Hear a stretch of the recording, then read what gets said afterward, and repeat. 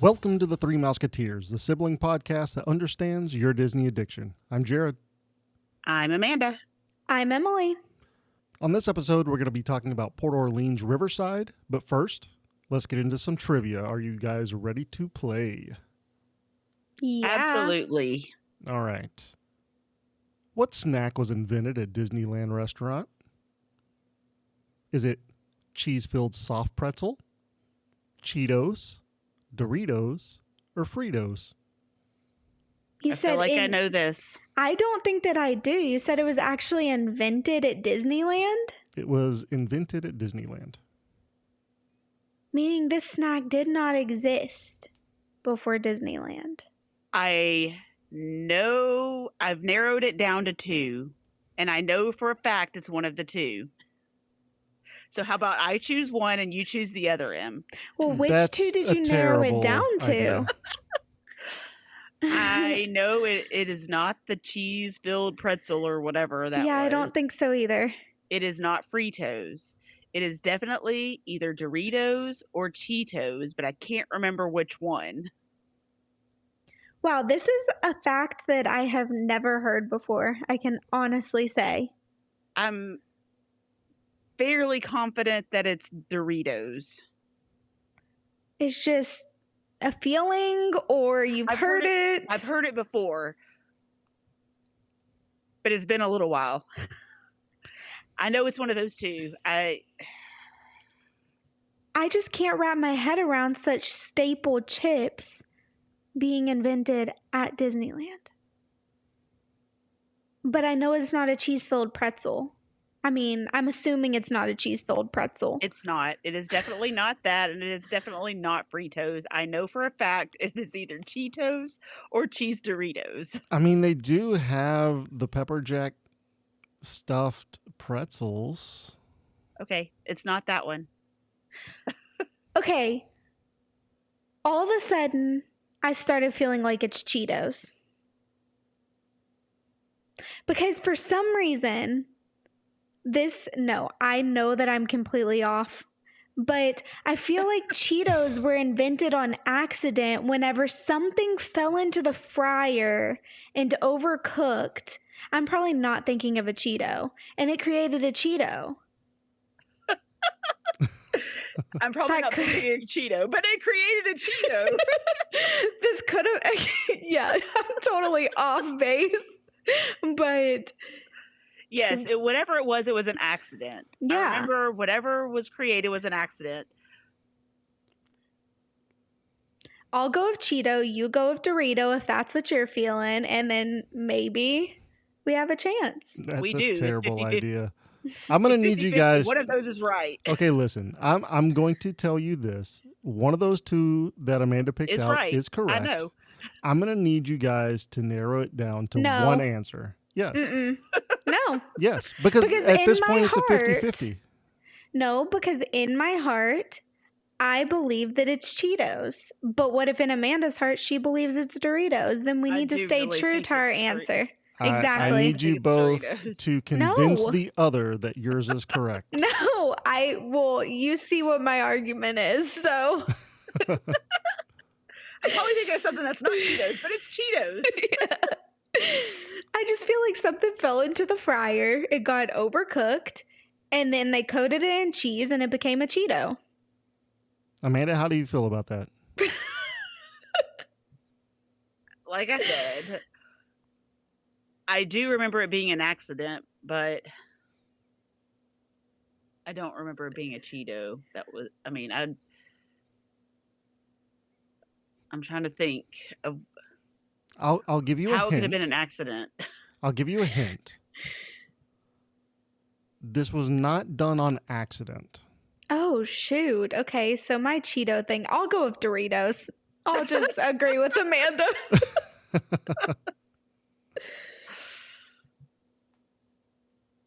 Doritos. Yeah. Doritos final answer? Mm-hmm. Okay, my hint definitely worked because you guys got that one correct. So Doritos was invented at a Disneyland restaurant. I'm not exactly sure which restaurant it was, but basically they took stale tortilla chips and sold them as chips. And then they ended up selling the idea to Frito-Lay in 1966, I believe. Wow. Well, 66 was when Doritos went nationwide. So it might have been a couple years beforehand that they sold it off to Frito-Lay, but that's pretty much the gist. We did it. We double did it. Yeah, but now after the show, I'm going to have to go find out if Cheetos were an accident. Because I got that somewhere. Well, all I know is that this trivia was not an accident. Okay, let's go ahead and get into a history fact. All right, I wanted to go with a little bit of a holiday theme for the history facts since we are coming up on Christmas time. What? I know, I'm super excited. It's my favorite time of the year, and it is especially my favorite time of the year if I'm at Disney. And one of my absolute favorite things about Disney at Christmas is the I can't say life size, but the giant gingerbread house in the Grand Floridian Hotel, which is actually made out of real gingerbread. The whole thing is edible, like every part of it, really. If you're hungry, you could just take a bite of it. I wouldn't recommend it, though. Please do not go to Disney and eat the gingerbread houses. No, but you could. It is edible. Well, you'd probably get arrested, though. Yes, but I'm just saying it's a life size. I keep saying life size. It's a giant It's gingerbread life house. size. It life is. size. It's like a playhouse size. Yeah, it's a playhouse or like a An shed. adult playhouse size. Yeah, that's true.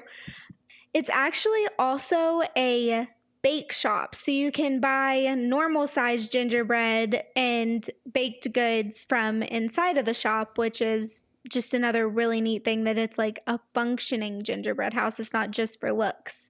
And this gingerbread house, they started doing this 23 years ago this year. So it's a pretty long time. And one of the things that I think is the most fun about it is all of the ingredients that go into it because it's just a ridiculous amount of stuff. So I found the ingredients. The pastry chefs use 1,050 pounds of honey, 140 pints of egg whites, 700 pounds of chocolate, 800 pounds of flour, 25 pounds of spices, and 600 pounds of powdered sugar to create the gingerbread house. That's a Sounds little like there's bit. some ingredients missing. I mean, no, we got the flour, the eggs, the powdered sugar. It says spices, so that's Okay. cinnamon, all of that. They just didn't name the specific ones. But yeah, That's a lot. I know it's a lot. It's really cool. I know it takes a lot of cast members all coming together to make it and a lot of preparation in advance. And I just think it's a really neat tradition that is one of my favorites. I think it's Can you created by imagine how one much that guy would named cost? Doug. It's not created by a guy named Doug, but okay. It was random. How much do you think this thing costs? Because I'm seeing lots of dollar signs. Like to make? Well, think of all those ingredients with how much I know.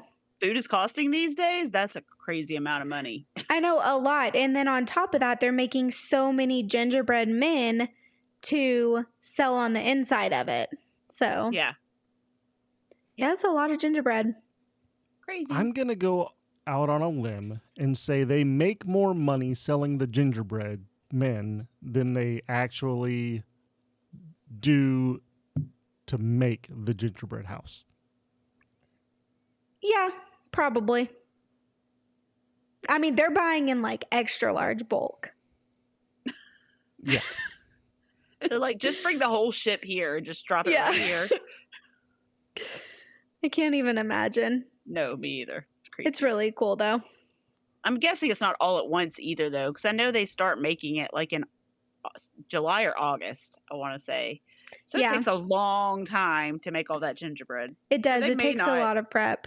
They may not have it all delivered all at the same time. I don't know. Probably not. Yeah, well, that's really cool. I do like the gingerbread houses that they have at the resorts and stuff, and the Grand Floridian is probably the best. Definitely. Oh, yeah. I'll definitely be seeing that on my trip next Awesome. week. Woohoo! All right, Amanda. Well, why don't you go ahead and give us a tip? All right. So I want to tell all of you runners out there that Run Disney is back. About a month ago, they did the Wine and Dine Half Marathon weekend at Disney. And next year, they already have 3 weekends planned. You have the Walt Disney World Marathon weekend, which is January 5th through 9th. That is totally sold out already. You also have the Princess Half Marathon weekend, which is February 24th through 27th. And it's sold out, but there are a few of the virtual events still available. And then the last one, which I think looks really cool, is the Springtime Surprise Weekend. That's March 31st through April 3rd. And they're doing like a Expedition Everest 5K that's supposed to also have a scavenger hunt integrated into it, and the Twilight Zone Tower of Terror 10 miler, which is pretty good. So I think there's some really cool ones going on. But for any of you non-runners out there, those may be great weekends for you to avoid Disney World.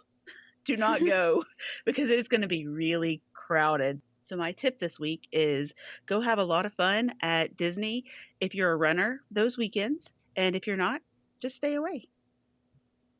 That's a really good tip. First of all, those runs sound really fun. I don't like to run, but if I did, they sound really fun. And I also really like that you mentioned that if you are not wanting to participate in these, it might not be a good time to go, because sometimes you don't know that these things are going on, and then you find yourself there and you're like, what is happening? Why are there so many of these people that are all dressed the same and all of this, and it's so crowded, and you didn't realize it ahead of time. So right. You can expect for November next year that they'll do the Wine and Dine Half Marathon weekend as well. So just keep that in mind when you're planning a trip for November. All right. Well, why don't we go ahead and get into the segment of the week? okay, this week is Disney bounding, and I picked Merida, which I'm really surprised I haven't done Merida so far. She's a great character, and it was time for her to be represented on our podcast. So if you want to see the outfit while I'm talking about it or after I talk about it, you can go and find it on our social media platforms at T3M Podcast, and that's T, the number 3M Podcast. So let's get into the Disney bounding. All right, so to start out, for Merida, of course, I picked a lot of green because her dress is green, and I also wanted to embrace her heritage with a plaid, kind of like to represent a kilt almost. So for the pants, I picked a green plaid pant, and these pants are really cute and fun. I would wear them all the time. But to go with that, I found a matching green sweater that kind of has a puff sleeve. And then for shoes, I picked a pair of brown leather sneakers. I just wanted a comfortable shoe that also matched with the outfit, but keep you comfortable in the park. And then for accessories, I went with a bow and arrow necklace. Of course, I had to represent the bow and arrow. It's Merida. You can't have her without a bow and arrow. And then I found some really fun earrings on Etsy that actually have bears on them, which is just perfect for this outfit. And to finish off the look, I went with a brown leather fanny pack, and I went with this because she's always wearing her bow and arrows, or her arrows, I guess, around her waist, kind of in a fanny pack. So you can keep your things in a fanny pack around your waist, just like she keeps her arrows. And yeah, that's the Merida look. And I really love if everyone lets me know what they think of it on social media. I did not realize the bag was a fanny pack. Actually, it kind of looks like a purse. Yeah, it's a fanny pack. Cute. Yeah, I thought it needed a fanny pack since she always has her arrows around her waist. Oh, yeah, that totally makes sense. But I would have never guessed that was a fanny pack by the picture. Yeah, you can't really tell that much. Yeah, it's not a fanny pack in the traditional. Yeah, it's a little cuter. Yeah. Sometimes fanny packs are ugly. I wanted a nicer fanny pack. Very cute. I really love the necklace. I think that's cute. And probably my favorite are the earrings. I know, they're so fun. I really wanted to have something that had bears on it, and I found those earrings and thought they were perfect. They really are. I mean, I would agree. I think the earrings are probably the best part. Yeah, they're fun. So overall, I think this is really cute. You could do just a pleated skirt. That's plaid, or just some plaid shorts. Yeah, I was thinking of doing a plaid skirt, but since it's winter, I wanted a more winter appropriate, even though it's Florida and it might not actually be cold. I still wanted like a winter appropriate option. Yeah, no, that makes sense. But if you're going, in the summer or some other time, then it might be a good idea to switch out the pants to a skirt or some shorts. Yeah. For sure. And maybe if it's going to be summer, I wouldn't wear a sweater either. No, probably just a green top, short sleeve, lightweight. What you could do with the sweater is make it a crop top sweater. My favorite crop top sweaters. You have lost your mind. I'm just saying. Some people would. You could do a sweater vest. There you go. That doesn't sound right. Well, sweater vests are actually making a comeback. Are they really? They really are. Interesting. Okay. Well, good job, Em. We only got one this week, but it's very good. Thanks, Jared. You're welcome. Little dig there. I know. I put all my energy into this one. If I had made a second one, it just wouldn't have been as good. It's not a dig. It's just letting the listeners know that they only have one option this week. So it's this or nothing. This is the only one that you can do. You have to wear this Merida outfit, okay? Oh, goodness, Jared. Here, this is what we can do. Our listeners can create their own Merida Disney bounding and submit them to us, and then we'll vote on which one's our favorite. There you go. I like that idea. Mm-hmm. All right, well, that's going to bring us into the main topic. We're going to be talking about Port Orleans Riverside, and this is a moderate hotel. We are only going to be talking about Riverside. We're not talking about French Quarter, but we're going to do French Quarter at some point in time.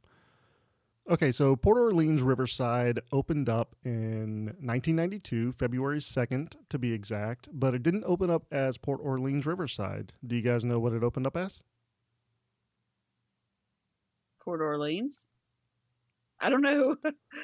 Tell us. Disney's Dixie Landings Resort. Oh, what? I have heard that before. So it wasn't until 2001 that they changed the name to Port Orleans Riverside. Interesting. So that means that doesn't sound right. That means the first time we stayed there, it was called Dixie Landing. When did we stay there? I don't remember. That was the first time that Em went to Disney World. we stayed there. Okay. So that was, I don't Probably know, like 99. probably. No, 97. It was Oh, 97. So that picture of me, you, and Jafar, that's probably taken then. yeah. I did not know that it had any other name besides Port Orleans Riverside. Yeah, it seems like when we stayed there, it was called Port Orleans, but I guess not. Very interesting. I mean, based off my research, that's what it says, is that it changed names in 2001. Yeah. Interesting. I feel like I would have remembered staying in Dixie Landing, and I don't. All right, and for those who don't know, this is themed around the South and themed more along the lines of the Mississippi River. And the bayou. Yes. Yeah. And there are two distinct areas, basically, of the resort. There's the Magnolia Bend area, and these are 2 to 3 story, and they look like plantation homes. So they're big, beautiful, elegant houses, or they look like that. And then on the other side, you have Alligator Bayou, and it's more rustic. And something to note about that area is there are no elevators in the Alligator Bayou part. So if you are opposed to that, then you may want to request the first floor or stay on the Magnolia Bend side of the resort. Also, in the Magnolia Bend area is where the royal rooms are located, and those are in building 90 and 95, and they are princess themed, but it's not just one princess, it's a collage of a whole bunch of different ones. And even has like little touches, like on the carpet on the floor, it has a picture.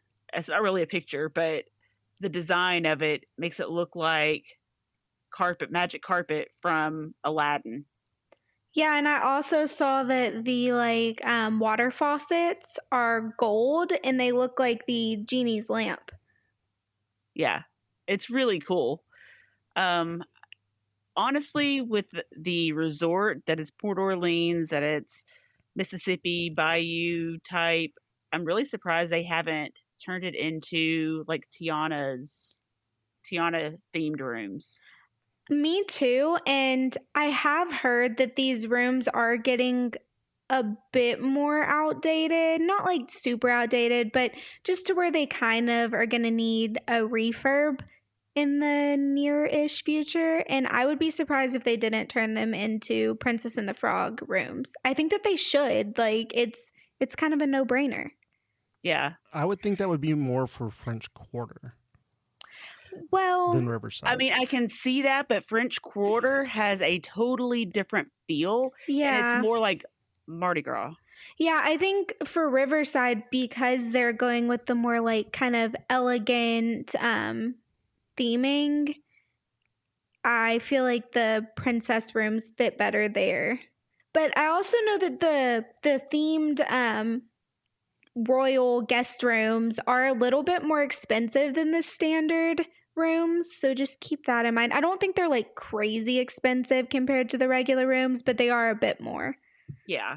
It's kind of like the difference in the pricing at Caribbean Beach from the standard rooms to the pirate themed rooms. Yeah. So because it has a special theme, a specialty theme, they're going to charge a little more for them.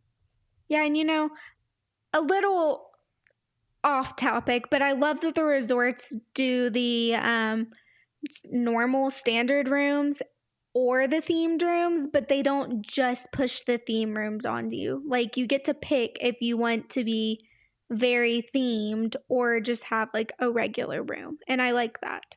I do too. And I can see for Port Orleans specifically, anyone that has little girls wanting these rooms specifically for that reason. Just because, I mean, can you imagine, especially right now with all the changes and Bippity Boppity Boutique not being open, if you had one of the fairy godmothers come to your princess themed room, your royal room, and get your daughter dressed and looking like a princess there, I just think that would be super magical. Yeah, I do too. Okay, something else I think we should note that makes this hotel a little different is that this one is dog friendly. There are certain rooms in Port Orleans Riverside that allow your pets to come with you, or specifically your dogs. And I know that typically with the pet friendly rooms, don't aren't they typically like kind of away from the main guest rooms? Or not, there's kind of a separate section where they put all the people with the dogs. Well, I know they have to be on the first floor, and they are in front of their garden view rooms because they need to be near the garden to Yeah. let the dogs go out and walk. So there's only certain ones that they actually allow the dogs in. And that's different than service animals. Service animals are allowed anywhere, but Yeah. these are your pets are Yeah. allowed to go to this resort. They do have to be well trained and be able to stay there without you if you're leaving them, like for extended periods of time, and not bother other guests. Well, you could also bring them to the doggy daycare. You can, yeah. Yeah, that's where my dogs would be going because my dogs they would be getting us kicked out, barking all day. And sued. Maybe. So one of the things that I was trying to look up just a moment ago, so the Port Orleans Riverside has been renovated recently. So there were some slow renovations done in 2018, 2019, and they did put some theming around the Princess and the Frog. And those are in the standard regular guest rooms, right? Not the royal ones? Yes, I believe so. Yeah. Yeah, and I did see some pictures where they now have the like laminate flooring, not the carpet anymore. And I'm honestly not the biggest fan of the regular rooms. Like if I was gonna stay here, I'd probably want to stay in one of the like royal guest rooms, but they're like a classic kind of southern feel. I mean, for a moderate room though, they're pretty nice. They're nice. Yeah, I agree.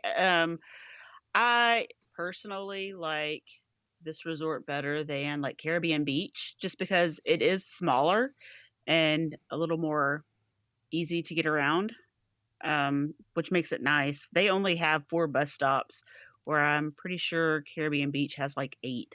Oh, they have Caribbean Beach has a ridiculous number of bus stops. Too many. Well, too many, Yeah. but you need them too because otherwise you'd Yeah. be walking for forever to get to a bus stop. So Yeah, this is a lot smaller. So to me, it's a lot nicer yeah. in that aspect. And I've never really had a bad experience there. So I think it is a great option in the moderate category. I do too. It's been a while since I've stayed here, but every time that I have, I remember really enjoying it because it's a very beautiful property to me. Like it's Yes. on the river. It's like I said, kind of that southern, charming, like quaint feeling, and it's cute. I like it. It is really pretty. And I think they've won awards for their landscaping and stuff. I wouldn't be surprised. So I will say this. I'm very surprised that Caribbean Beach doesn't have like its own rental car service. Because whenever you get there and then you realize how big it is and how much of a pain it is, I'm sure people would just rather rent a car. They do have their own internal bus at that resort. That's how big it Yes. is. But rental cars are a lot better than dealing Yeah. with all that. And then they could charge you to park. It's perfect. That's true.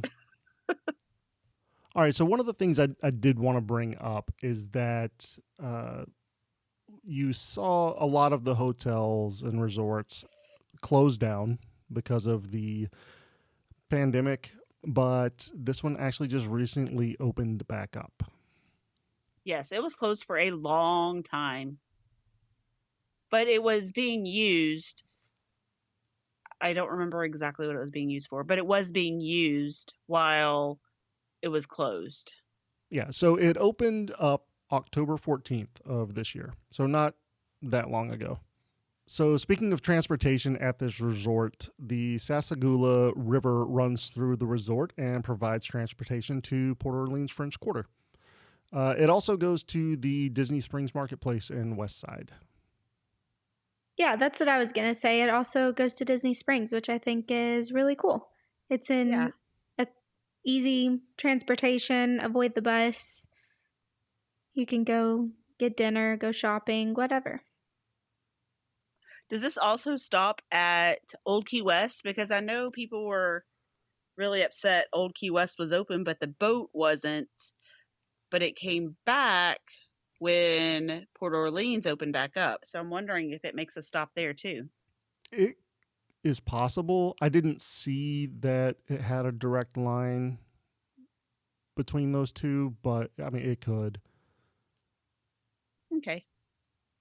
Just curious. Because if so, that may give you other options if you wanted to go check out another resort or another dining option.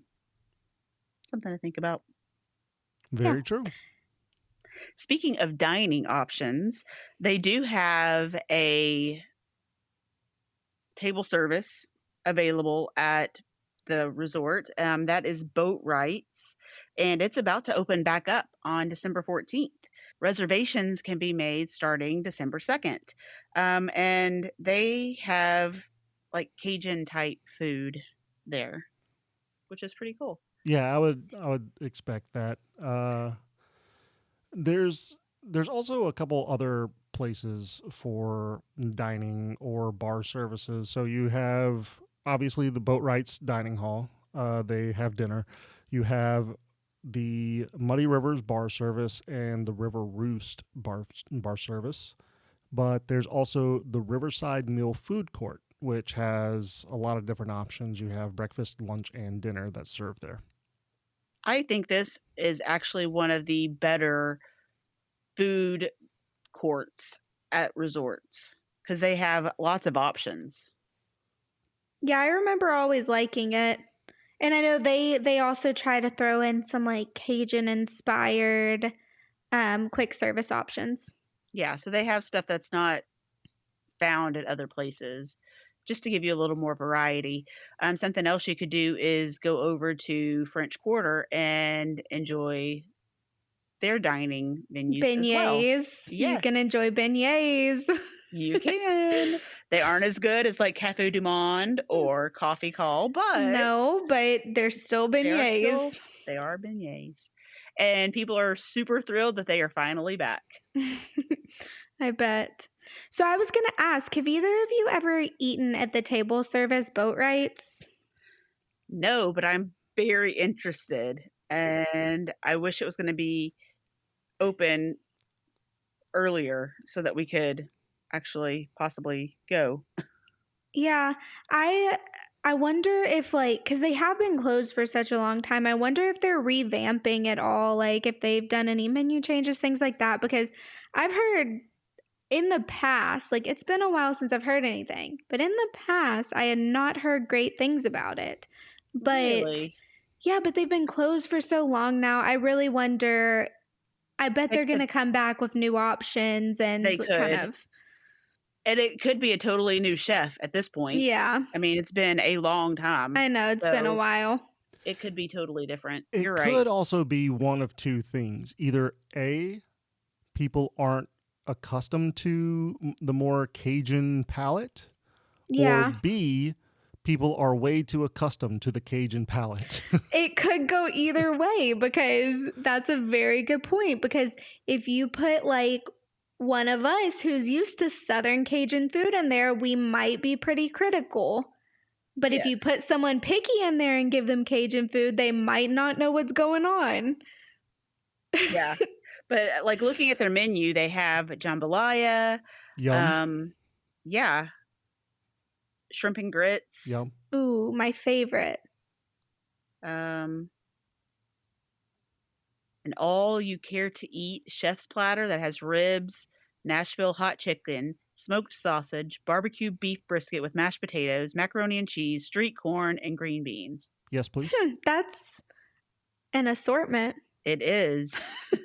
See, all of this sounds delicious, but it's possible that we might get in there and just not like it because it's not seasoned The type enough. of Cajun, food Yeah. we're used to. Yeah, exactly. They also It have, sounds delicious, though. yeah, It does. they have one called the Big Easy, and it's got dirty rice, seasonal vegetables, pickled onions, and brown butter beurre blanc. I don't know what a beer blanc is, but it sounds delicious. White butter, brown butter, white butter. Butter. You got Emily. Yep. Yep. Let's see what their desserts are, because now I'm really interested. Probably a bread pudding. Oh, Mississippi mud creme brulee, Ooh, creme Sounds good. brulee. pecan pie cheesecake, Yes. banana cream pie bread pudding. Yes. That's what I said. Bread pudding. Even better. Banana pie bread pudding. Yes. So, yeah, sign me up. I know. We'll have to try it. I know, because this all sounds really good. Mm-hmm. Okay, now that we're all hungry. I mean, we do love talking about food on this podcast, so. It's probably my favorite topic. So at the River Roost Lounge, which Jared had mentioned earlier, it has a full bar, so you can get a drink. And they also have light appetizers. The lounge looks really cool to me. Like the style of it and everything. I would like to go and just hang out here because I also heard that they have performers, specifically pianists, performing. So, Yeah, and Yeehaw Bob is back. yeehaw, Bob. Yep. So he used to do a sing along and got the audience really involved and everything. And before the closure, they let him go. And so people were very, very upset. And then when the resort didn't open again, obviously he didn't have a place to go. So they still didn't bring him back. So I think everybody was really thinking that he wasn't going to come back at all. But he is back. And he has shows, it looks like Wednesdays through Saturday from 8:30 p.m. until midnight. And it is a modified show. So there's no sing-alongs or dancing or anything like that. But at least he got to come back and is entertaining people again. Yeah, and it'll eventually, I'm sure, be a non-modified show. Eventually. We'll get there. Do you know when he came back? Because I know that just as a few weeks ago, maybe 3-4 weeks ago, he wasn't there yet. I don't know the exact date, but it looks like it was probably either the end of October, beginning of November that he came back. Okay. And he's been there for a long time. Yeah. 23 years, it looks like. Yeah, this just looks like a really fun place to hang out. If I was staying here or even staying at French Quarter right next door, I would definitely go over here and hang out at the lounge. Yeah.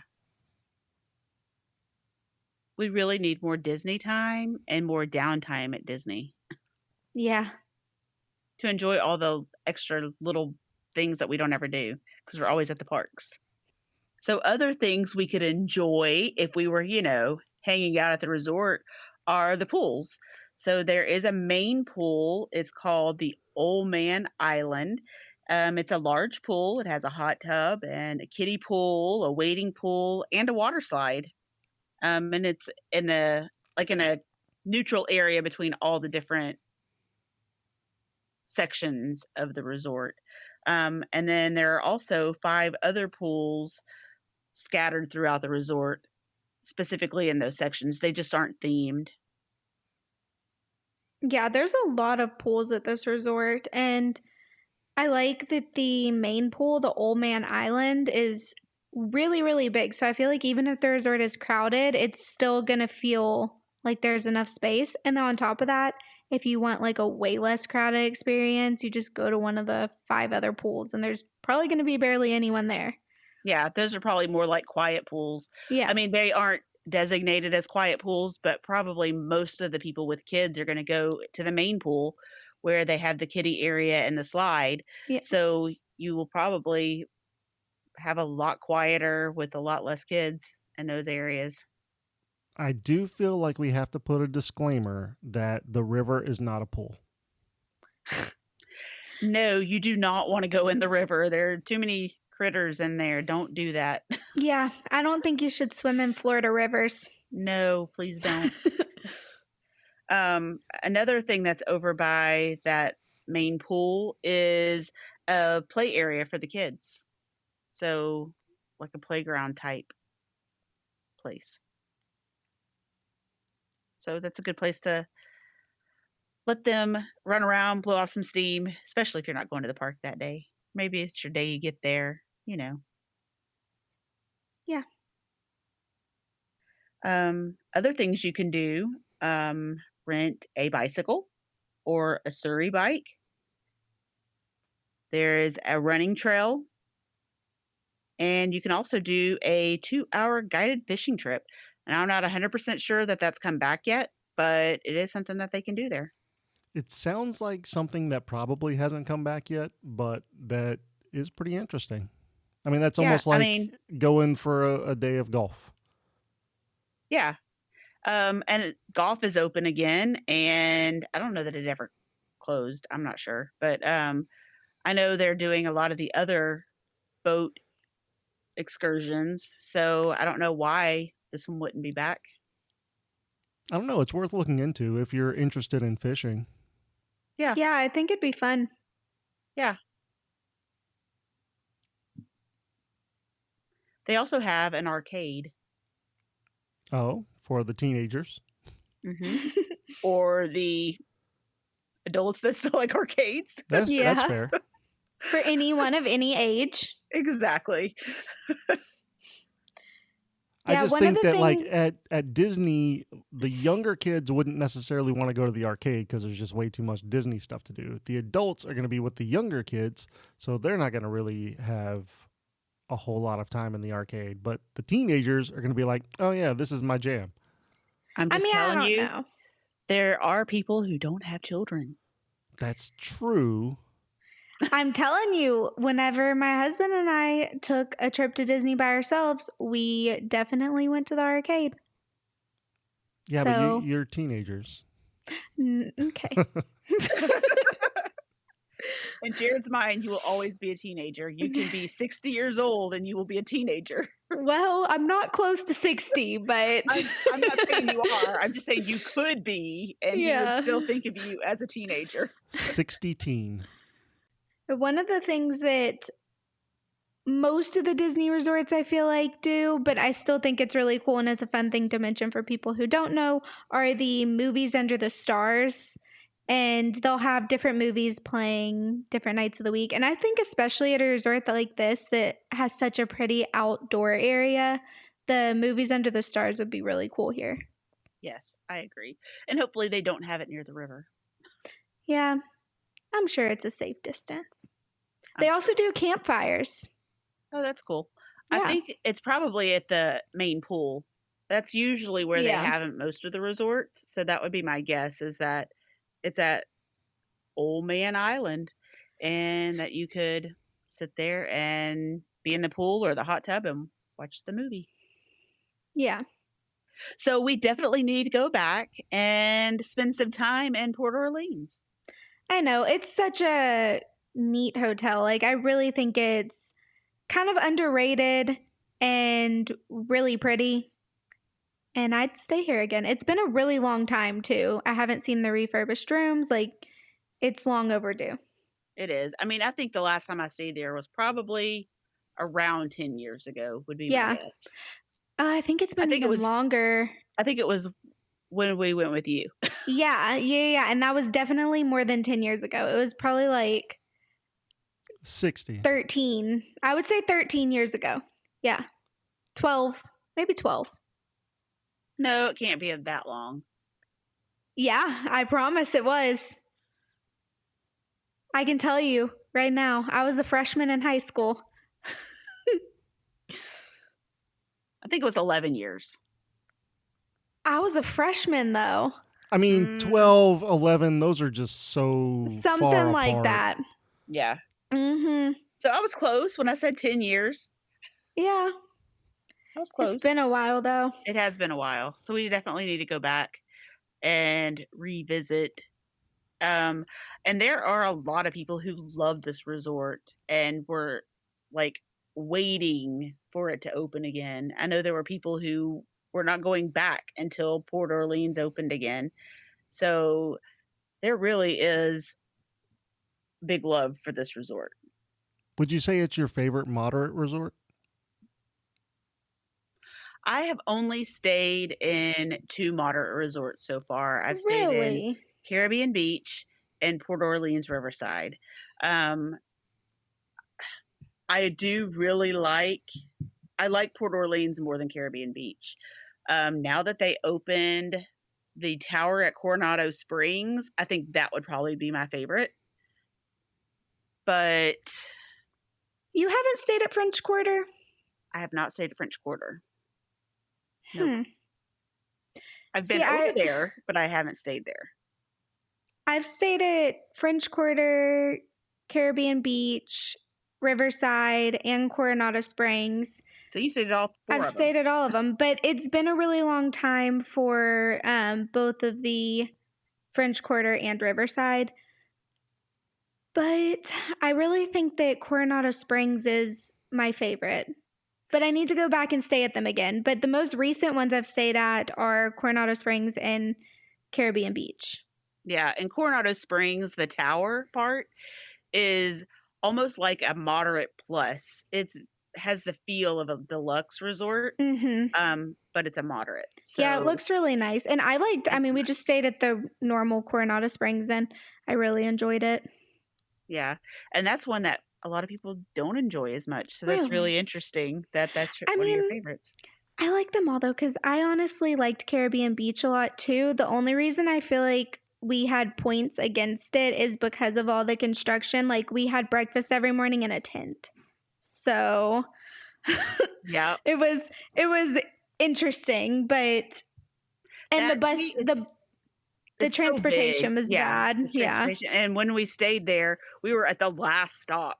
Yeah, but I think it's such a pretty resort, but we'll do a whole episode on it eventually. Eventually. I mean, we're going to do pretty much all of the resorts. So yeah, that's the goal. It's just a matter of time. Yeah.